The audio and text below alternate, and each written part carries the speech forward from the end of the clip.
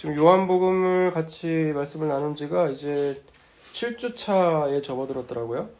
그리고 또 다음 주 본문을 보니까 이제 시편하고 요한복음이 섞여 있던데, 다음 주에 시편을 하게 될지 요한복음을 하게 될지 더 모르겠지만, 아무튼 오늘 말씀이 요한복음의 2월달에 마지막 설교가 될 수도 있겠다는 생각이 들었어요. 또 때마침 11장이 예수님께서 요한복음에서 7가지 표적을 펼치시는데, 그 중에 마지막 표적이 바로 이 죽은 나사로를 살리시는 이 포인트예요. 이 장면이에요. 근데 이 11장을 기점으로요, 이제 더 이상의 표적은 나타나지 않아요. 더 이상 기적과 이적과 같은 예수님이 놀라운 능력을 펼치시는 장면이 나오지 않아요. 이것을 계기로 이제 유대인들은, 그 대제사장과 이 바리새인과 서기관들은 이 예수를 죽이기 위해서 이제 혈안이 돼서 나오게 된다는 거예요. 그 이후로는 이제 예수님의 순환과 고난과 그 십자가와 부활의 영광으로 이어지게 된다는 거죠. 그런 의미에서 이 11장은 그 의미를 보여주는 데 있어서 11장이 바로 하나의 터닝 포인트가 된다는 거예요. 그래서 이 11장의 의미를 우리가 잘 알아야 돼요. 우리가 이 죽은 나사로를 살리시는 이야기는 어디서 많이 듣나요? 교회에서. 보통 설교보다는 장례식에서 이 설교 많이 들으실 거예요. 갑작스러운 죽음의 고통과 또 이런 그런 상실감을 둔 유족들 앞에서 부활의 소망을 얘기하면서 이 설교를 참 많이 하거든요. 이 본문을. 그런데 사실 이 본문은요, 이 죽은 자의 부활보다는 지금에 더 초점이 두어 있어요. 이따가 이 점에 대해서 구체적으로 얘기할 거거든요. 나중에 이 부활을 얘기하고 있는 게 아니에요. 지금이에요, 지금. 한 문장을 얘기하면, 지금 예수 그리스도를 믿으면 너희가 지금 죽어도 산다는 얘기예요. 아멘. 왜? 예수님 생명 안에 이미 있기 때문에. 그럼 끝났어요. 오늘 설교는 이것이 핵심이에요. 이것을 우리가 알아야 된다는 거예요. 너희가 지금 이 사실을 알면, 저 이거 본문 설교 준비하다가 부활과 생명이라는 의미에 대해서 알고 얼마나 이 가슴이 뛰었는지 몰라요. 이 가슴이 뛴 게 지금 감기기 때문에 가슴이 뛴 건지 말씀 때문에 뛴 건지는 모르겠지만, 너무 이 사실이 너무 기쁘더라고요. 그 생명 안에 있다는 것이 정말 놀랍더라는 것을 이 설교를 오늘 준비하면서 알게 됐어요. 오늘 본문의 시작은 오늘 본문은 아니죠. 이 11장의 시작은 이런 장면으로부터 시작돼요. 나사로가 병들었다는 소식을 들은 데서부터 시작을 돼요. 근데 예수님이 나사로가 병이 들었는데 이거에 대해서 뭐라고 말씀하신 줄 알아요? 첫 마디가? 3절 읽어보세요. 4절 읽어보세요. 4절. 예수께서 들으시고 이르시되 이 병은 죽을 병이 아니라 하나님의 영광을 위함이요 하나님의 아들이 이로 말미암아 영광을 받게 하려 함이라 하시더라. 아멘. 아멘. 뭐라고 말씀하세요? 이 병이 보통 병이 아니에요. 예수님은 아셨어요. 이게 죽을 병이라는 거예요. 근데 이게 뭐라고요? 죽을 병이 아니래요. 이게 뭐라고요? 죽을 병이 맞다니까요. 죽을 병이 아니고요. 나사로가 든 병이 들은 건데 이게 죽을 정도로 심각한 병이었다는 거예요. 근데 예수님이 그 죽을 병인 걸 아시면서 그 다음에 뭐라고 말씀하세요? 하나님의 영광. 이게 하나님의 영광이라는 거예요. 여러분, 이게 이해가 가세요? 우리는 어떻게 말해요? 하나님 영광이라고 하면, 하나님께 영광 된다고 그러면 뭐라고 말해요? 안 풀렸던 일이 잘 풀려진다거나, 속삭였던 자녀가 이제 더 이상 속을 새기지 않다거나, 연예인 같으면 막 시상식 나와가지고 상을 타면서 기쁨으로 차가지고 이 모든 영광 하나님께 돌립니다 할 때 그 영광. 그리고 또 어때요? 교회에서는 성전을 건축하거나, 교회가 또 성전은 아닌데 성전 건축하면서 돌릴 때 뭐라고 그래요? 이 모든 영광 하나님께 돌린다고 하잖아요. 그렇게 알고 있잖아요, 우리는. 그런 입장에서 보면 이 말씀이 이해가 안 돼요. 죽을 병에 걸렸는데 왜 하나님의 영광이냐는 거예요. 왜 그럴까요? 왜 예수님은 이렇게 말씀하셨을까요? 너희가 생각하는 영광과 하나님이 생각하는 하나님의 영광은 너무 다른 거예요. 그럼 누구 생각이 맞아요? 하나님. 당연히 하나님 생각하시는 게 맞죠. 예수님이 생각하는 하나님의 영광은 뭐예요? 하나님의 뜻만이 오로지 이루어지는 게 하나님의 영광인 거예요. 죽을 병에 걸렸어도 나사로를 통한 하나님의 뜻이 있다면 그 뜻이 이루어지는 것이 하나님의 영광이라는 거예요. 제가 이번 구정 때 동생네 부부가 와가지고 같이 교회 오빠라는 걸 같이 봤어요. 네. 참 신실하게 믿고 있던 그 관이 형제가 다른 사람은 그럴 거예요. 네. 그걸 보면서 아유 저 안타깝다 안쓰럽다 하는데 저는 그 관이 형제가 정말 부럽더라고요. 왜냐면 그 죽을 위기 가운데 있었으면서도 정말 진실된 믿음과 신앙이 뭔지를 그 형제는 발견했어요. 그걸 통해서. 자기가 그동안 신앙생활을 했고 잘 믿었다고 생각했지만 자기가 죄인 되었다는 것을 그때 알았다는 거예요. 여러분 그랬다면 그것이 복이에요. 그게. 이 땅에서 예수 믿었다고 착각을 하면서 잘 먹고 잘 살다가 결국 내가 나중에 하나님 심판 때 가니까 뭐예요? 나는 너를 모른다고 하면 여러분 그게 저주예요. 그러니까 이 땅에 이뤄지는 현상과 결과만을 두고 본다면 여러분 어때요? 잘 되는 걸 하나님의 영광이라고 생각하는 것이 너무나 큰 잘못이라는 거예요. 여러분 여기 나오는 성경에 나오는 표적들도 마찬가지예요. 우리가 지난주에 날 때부터 맹인된 자를 봤잖아요. 거기서는 맹인이 눈을 뜨고 안 뜨고가 중요한 게 아니에요. 정말 맹인은 누구예요? 예수님이 하나님의 아들인지를 모르는 그 바리새인들, 유대인들이 맹인이잖아요. 그쵸? 그러듯이 마찬가지예요, 여러분. 하나님의 영광은요, 하나님의 뜻만이 온전히 서가는 거예요. 이 죽은 나사로를 향한 하나님만의 뜻만이 온전히 서가는 것을 이 사건을 두고 하나님의 영광이라고 하는 거예요. 이 영광을 모르면 이해가 안 되면 도저히 이 성경이 읽혀지지가 않아요. 자, 봅시다. 오늘 17절에 보니까요, 이렇게 나와 있어요. 예수께서 와서 보시니 나사로가 무덤에 있은지 이미 나으리라. 이 베다니는 예루살렘에서 가깝기가 한 오리쯤 되매 라고 나와 있어요. 이 오리라는 거리수가 한 3km 된다고 그래요. 3km?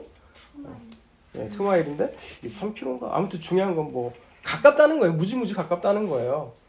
그런데 예수님이 어떻게 하셨어요? 6절 보니까 나사로가 병들었다는 걸 듣고 나서 그가 계시던 곳에 이틀을 더 유했다는 거예요.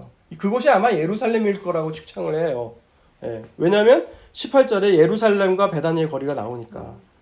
그래서 그곳에서 일부러 머무신 거예요. 그걸 들었는데 죽을 병에 걸린 것을 아시고도 이틀간 더 머무시고 또 이미 와보니까 이미 그 나사로는 이미 죽었어요. 이 말이 의미한 바가 뭘까요? 죽을 때까지 예수님 기다렸다는 거예요.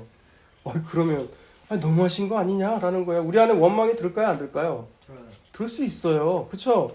이 나중에 37절을 보면요. 예수님이 우니까 뭐라고 말하는 줄 아세요? 그중 어떤 이는 말하되 맹인의 눈을 뜨게 한 이 사람이 그 사람은 죽지 않게 할 수 없었더냐라고 말을 해요.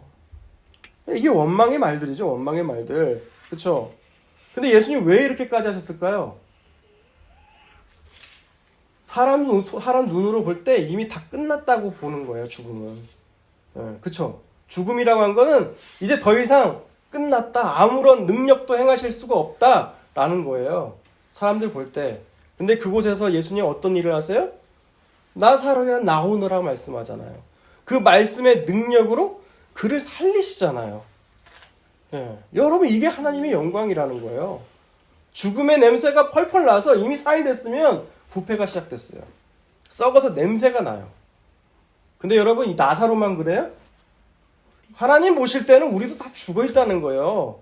다 죄로 말미암아서 다 냄새나는 존재라는 거예요. 목욕 안에서 냄새나는 것이 아니라 죽어서 하나님과의 관계가 단절됐기 때문에 죄 때문에 냄새가 난다는 거예요. 여러분 그렇기 때문에 하나님이 이 땅에 오시면 눈에 살아계신 모습으로 오시면 여러분 우리 믿는 사람들 좋아서 나가갈 것 같죠? 아니라는 거예요. 자기 죄 때문에 두려워가지고 하나님 피한다는 거예요. 우리가. 그 죄의 냄새. 근데 그 죄의 냄새로부터 누가 부르셔야만 돼요? 예수님이 부르셔야만 되는 거예요. 나사로야, 정주여라, 아멘. 정의여라, 나오너라, 아멘. 정선여라, 나오너라. 아멘. 네, 그렇게 부르시는 거예요, 여러분. 네, 장애라나 나오너라. 아멘. 네, 그렇게 하나님이 부르신다는 거예요. 여러분 이것이 하나님의 영광이라는 거예요.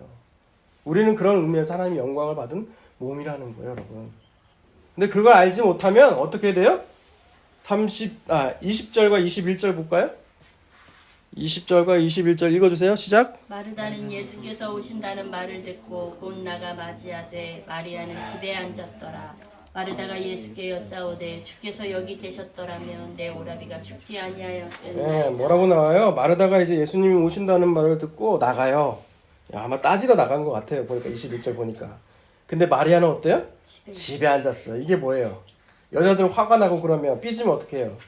응? 화나면 어떻게 해요? 삐지면 그냥 말도 안 걸어요. 삐져가지고 그냥 가만히 있는 거예요.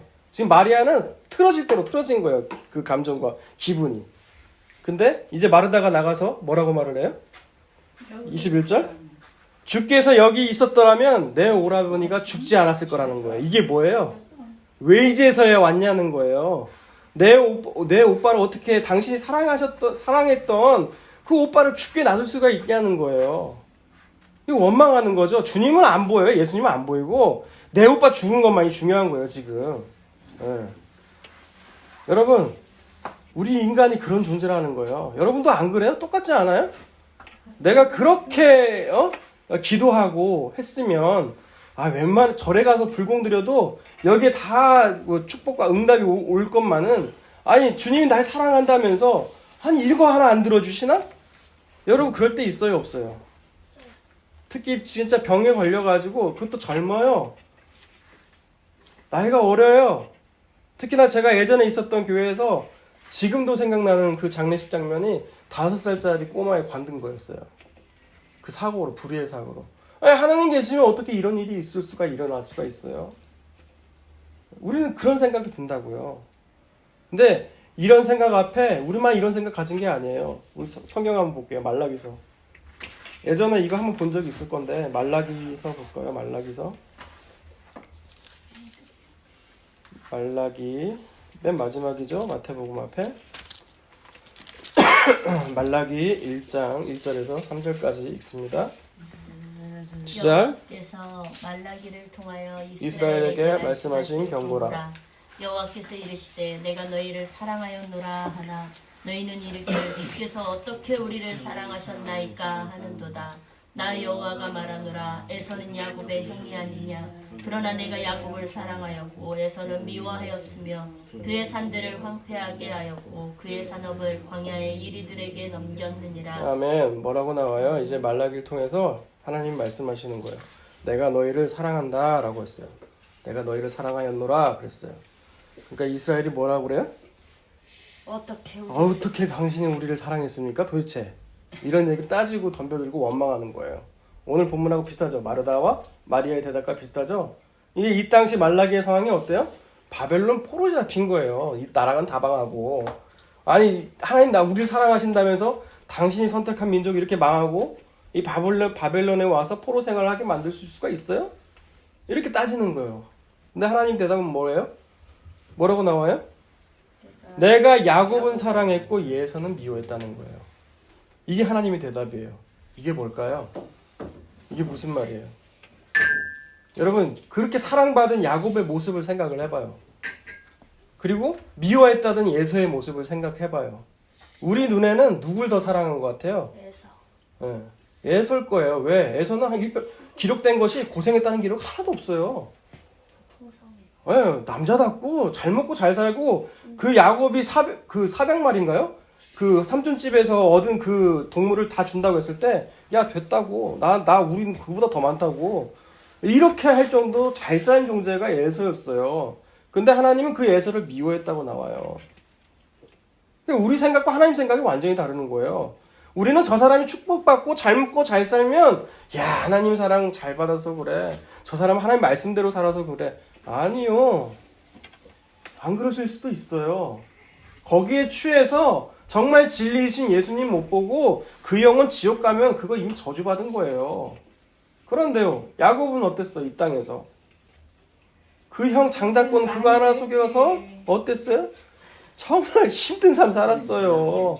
자기 딸은 강간당하고 자기 큰아들은 자기 첩하고 간통하고 예, 숱하게 그 아내 하나 얻으려고 했던 것을 21년간 무고생으로 무노동 무임금으로 고생했잖아요. 예, 그렇게 고생한 인물이 누구예요? 야곱이에요. 근데 그 야곱을 하나님 어떻게 했다고요? 사랑했다고요. 여러분, 하나님의 사랑 방식은 그거예요. 너 그 길로 가면 너 잘 먹고 잘 사는 것 같지만 그 길은 결국 죽음이야 라고 하시면서 하나님이 간섭하시는 거예요. 그 길 못 가도록 막으시는 거예요. 저도요, 하나님이 막으셔서 결국 이 길로 오게 된 거잖아요. 예. 근데 그 길이 축복이고 복이라는 거예요, 여러분. 죽음의 향해를 향해서 죽음의 향내를 풍기면서 나가는 우리를 하나님 막으시는 거예요. 나사로의 이름을 부르듯이 막으시는 거예요, 여러분. 그게 하나님의 사랑이라는 거예요.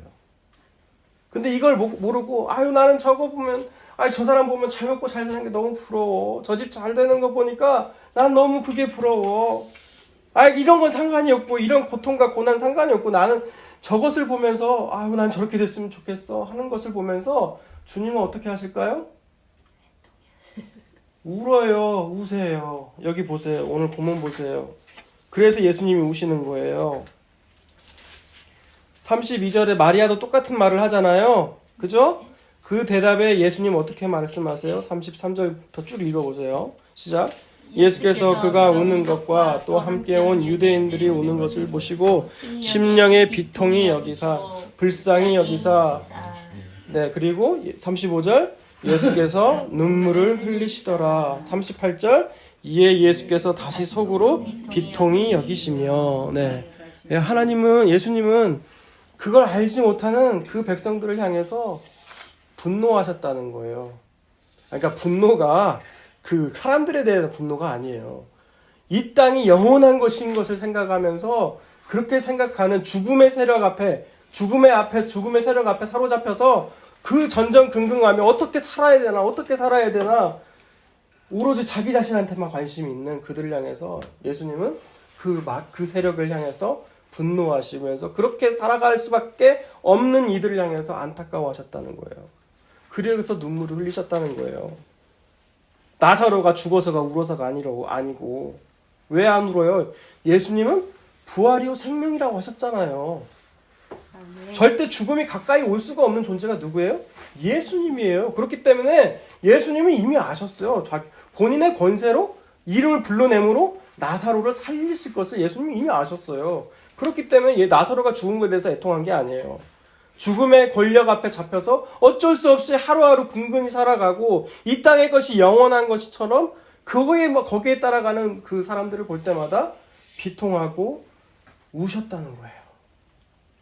BTS가 영원한 게 아니에요? 그죠? 브랜드 신발이 영원한 게 아니에요? 그거 다 썩어질 것들이에요, 어차피. 그거 갖고 천국 못 가요. 네. 여러분, 그러면 하나님 나라, 이렇게 건진받은 사람들은 더 이상 썩을 것을 위해 살아가는 게 아니에요. 썩지 않은 것을 위해서 살아가는 거예요. 그러면 이제 본격적으로 오늘 말씀을 읽어볼게요.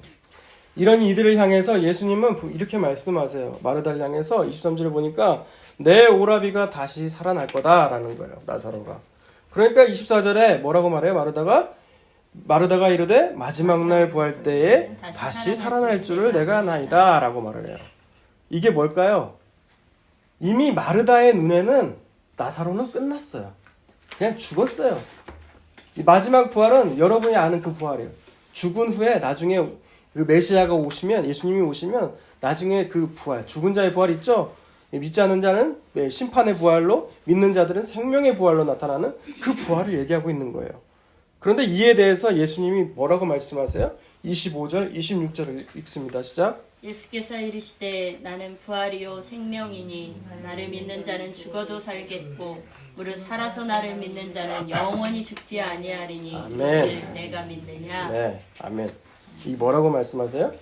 나는 부활, 그런 거 아니라는 거예요. 나는 부활이고 생명이라는 거예요. 내가 현재 부활이고 생명이라는 거예요. 그러니 뭐라고 말을 해요? 나를 믿는 자는 죽어도 산다는 거예요. 여러분 여기까지는 아멘 나오시죠? 그죠? 근데 27절에 뭐라고 말씀하세요? 무릇 살아 26절에 무릇 살아서 나를 믿는 자는 영원히 죽지 않으니. 예, 이게 뭐예요? 살아서 나를 믿으면 영원히 죽지 않는 영생을 얻는 거예요? 아니라고 했죠? 영생은 뭐라고 했어요? 영원 그 예수님을 아는 것이 영생이라고 했어요. 예, 근데 여기서 뭐라고 말씀해요?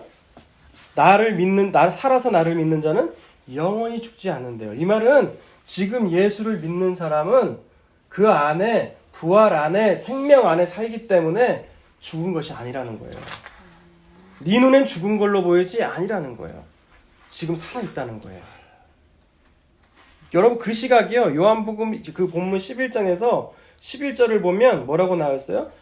이 말씀을 하시는 또 이르시되 우리 친구 나사로가 잠들었도다. 그러나 내가 깨우러 가노라. 예수님 볼 때는 나사로는 죽은 게 아니에요. 이미 예수 그리스도의 부활 안에 생명 안에 있기 때문에 나사로는 지금 잠들어 있다고 얘기하는 거예요. 그런데 제자들이 못 알아먹으니까 뭐라고 말씀하세요? 14절에 밝히 이르시되 나사로가 죽었다. 이렇게 말씀하고 계시는 거예요. 여러분 이 말씀을요 우리 마태복음에서 한번 다시 살펴볼게요. 이 말씀을 마태복음 22장을 한번 볼까요? 22장 마태복음 22장 한번 보세요. 이 사두개인들과 23절부터 보면 부활 논쟁이 벌어져요. 사두개인들은 특징이 뭐냐면 부활이 없어요.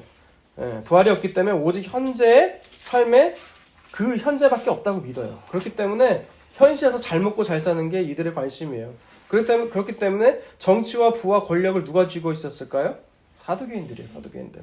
이런 이들이 예수님을 향해서 곤란한 질문을 하는 거예요. 형제가 여럿이 있었는데 첫 형수가 죽고 나면 어떻게 되냐는 거예요.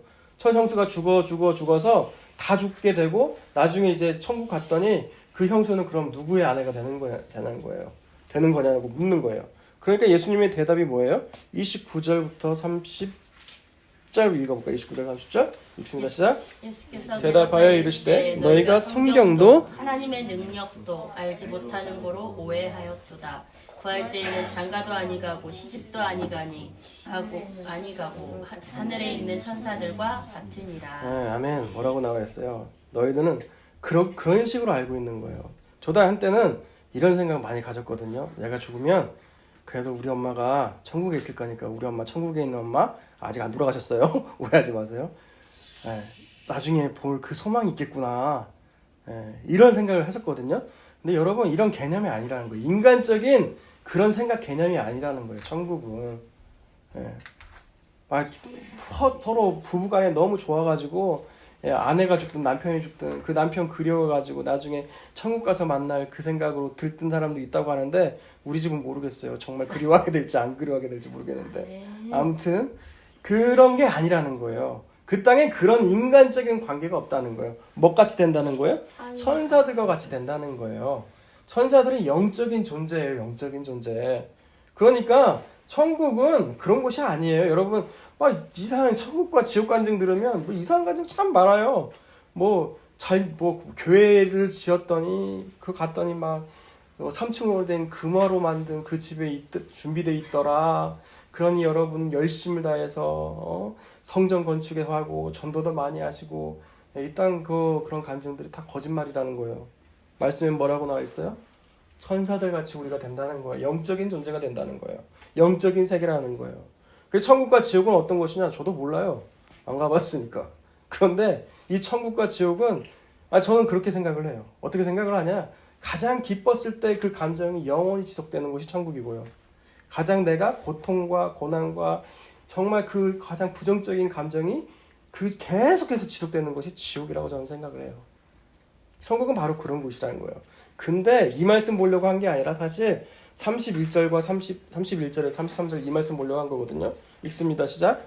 죽은 자의 부활을 논할진대 하나님이 너희에게 말씀하신 바 나는 아브라함의 하나님이요 이삭의 하나님이요 야곱의 하나님이로라 하신 것을 읽어보지 못하였느냐. 하나님은 죽은 자의 하나님이 아니시요 살아있는 자의 하나님이시니라 하시니 무리가 듣고 그의 말씀에 놀라더라. 네, 32절의 이 말씀은 모세를 찾아오셨을 때 하나님 모세를 찾아오실 때 모세에게 하신 말씀이에요. 나는 누구의 하나님이라고요? 아브라함과 이삭과 야곱의 하나님이라는 거예요. 아브라함과 이삭과 야곱은 죽었어요, 살았어요? 모세 때 이미 죽었어요. 그런데 이들의 하나님이고 나는 죽은 자의 하나님이 아니라 살아있는 자의 하나님이라고 말씀하셨어요. 이 말이 뭐예요? 이들은 하나님과의 관계에 있어서 하나님 부르신 자들이에요. 그렇기 때문에 그 안에 생명 안에 여전히 살아있다는 거예요. 그렇기 때문에 이들은 산자의 하나님이 된다는 거예요. 여러분 무슨 말씀인지 좀 아시겠죠? 예. 그렇기 때문에 나사로는 죽은 것이 아니라는 거예요. 나사로는 죽은 것이 아니고 이미 예수 그리스도 안에 그 부활 안에 생명 안에 있기 때문에 살아있다라는 거예요. 우리가 지금 예수를 믿는다는 것은 나중에 죽고 나서 부활한다는 문제가 지금 여기에 아니라는 거예요.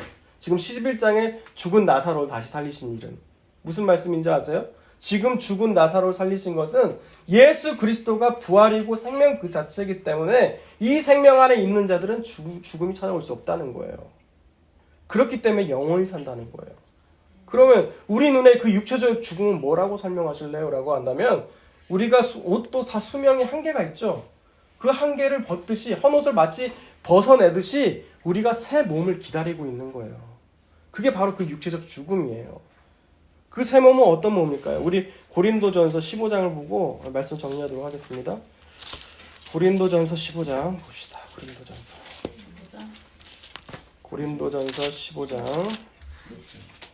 15장 35절부터 쭉 볼 건데요. 새 몸을 설명하기 위해서 쭉 볼 건데 제가 예전에 이 부분 설교할 때 한번 말씀드린 적이 있는 것 같아요. 요약해서 말씀드리자면 이 몸의 부활을 설명하기 위해서 사도 바울은 두 가지 비유를 둬요. 하나가 씨앗의 비유예요. 씨앗은 이미 죽은 거예요. 죽어서 땅에 묻었어요. 그죠? 근데 죽고 난 후에 그 몸이 그게 어떻게 돼요? 씨앗은 전혀 다른 걸로 자라요. 그죠? 그러듯이 몸도 죽으면 다른 몸이 있다는 거예요. 그리고 다른 그런 또 몸의 비유를 통해서 우리도 사람의 모양도 있지만 우리도 좋아하는 강아지 있잖아요. 강아지의 몸뚱아리가 따로 있고 물고기는 물고기의 몸뚱아리가 따로 있듯이 이 땅에서는 육체의 몸이 있고 이 천국에 가게 되면 영적인 영의 몸이 있다는 거예요. 그래서 우리는 그 영의 몸을 그 새 몸을 지금 기대하는 거라는 거예요. 그러면서 말씀하시는 것이 고린도전서 15장 50절에서 58절인데요. 제가 이 말씀을 보다가 이 메시지 성경을 한번 봤거든요. 이 메시지 성경이 더 잘 정리가 되어 있더라고요. 그래서 제가 그 부분을 여러분께 읽어드릴게요. 다소 길지만 잘 들어보세요. 친구 여러분, 내가 강조하고 싶은 것은 이것입니다. 땅에 속한 우리의 삶은 그 본성상 우리를 하나님의 나라로 인도해주지 못합니다. 그대로 살면 그냥 지옥 가는 거라는 거예요. 그 삶의 자연스러운 본성은 죽음입니다. 그러니 그 삶이 어떻게 마지막에 가서 자연스럽게 생명의 나라에 들어갈 수 있겠습니까? 그러나 나는 여러분에게 나도 다 이해하지 못하는 놀라운 비밀을 알려드리겠습니다. 우리는 모두 죽지 않고 변화될 것입니다. 여러분이 모든 소리를 잠재울 나팔 소리를 듣고 위를 쳐다보며 눈을 깜빡이는 순간 그 일은 끝날 것입니다. 나팔의 신호가 하늘로부터 울리면 죽은 자들이 무덤을 박차고 일어나서 죽음의 힘이 미치지 못하는 곳, 다시는 죽을 일이 없는 곳에 이르게 될 것입니다. 그와 동시에 우리도 그들과 똑같은 방식으로 모두 변화될 것입니다. 부활 계획표에는 다음과 같은 일이 일어나도록 되어 있습니다. 잘 들어보세요. 모든 썩을 것이 썩지 않을 것으로 바뀌고 죽을 수밖에 없는 것이 죽지 않을 것으로 바뀔 것입니다. 그때가 되면 다음의 말씀이 이루어질 것입니다. 생명이 죽음을 삼키고 승리를 거두었도다. 오 죽음아, 누가 최종 결정권을 쥐었느냐? 오 죽음아, 이제 누가 너를 두려워하겠느냐? 죄가 죽음을 두려운 존재로 만들었고 율법의 죄책이 죄에게 권세와 파괴력을 주었습니다. 그러나 생명이신 분의 단 한 번의 승리로 그 세 가지 죄와 죄책과 죽음이 모두 사라지게 되었습니다. 이 모두가 주 예수 그리스도의 선물입니다. 그러니 하나님께 감사를 드리십시오. 사랑하는 친구 여러분, 우리를 위해 이루어진 이 모든 일을 기억하고 굳게 서서 흔들리지 마십시오. 주저하지 마십시오. 여러분이 주님을 위해서 하는 일이 시간 낭비나 헛수고가 아님을 확신하며 주님의 일에 매진하십시오. 아멘. 이렇게 성경을 번역을 해놨더라고요. 여러분, 성도의 죽는 건요, 결국 성도가 죽는 거 이 자체를 뭐라고 말을 하냐면 사도 바울은 뭐라고 말을 해요? 이 썩을 것이 썩지 아니함을 입고 이 죽을 것이 죽지 아니함을 입을 때라는 거예요. 예. 그래서 죽음이라는 것은 우리에게 믿는 자들에게는 그것이 슬픈 소식이 아니라는 거예요. 이미 예수 그리스도 안에 있고 이 예수 그리스도 안에 있으니까 여전히 살아있는 거라는 거예요. 그렇기 때문에 우리는 어떻게 살아야 되느냐? 이제 더 이상 죽음이 두려운 게 아니에요. 담대하게 살 수가 있다는 거예요. 예. 우리는 그 죽음이라는 것이요. 이런 거일 수도 있어요. 뭐 꼭 육체적인 죽음뿐만이 아니라 내 명예와 자존심이 긁혀가지고 죽는 것 같은 고통 있잖아요. 그거와 우리는 상관이 없다는 거예요, 이제. 왜? 내 안에 부활과 생명이 있으니까. 내가 아무리 무시당하고 내가 아무리 다른 사람에게 그런 존재가 됐더라도 상관없어. 왜? 내 안에 부활과 생명이신 예수 그리스도가 있기 때문에. 아멘. 여러분, 이런 존재만이 나중에 그 죽은 후의 부활로 나갈 수가 있는 거예요. 예. 그렇기 때문에 지금 부활과 생명이신 그 예수님을 모시는 여러분이 다 되시기를 주님의 이름으로 축복합니다. 아멘.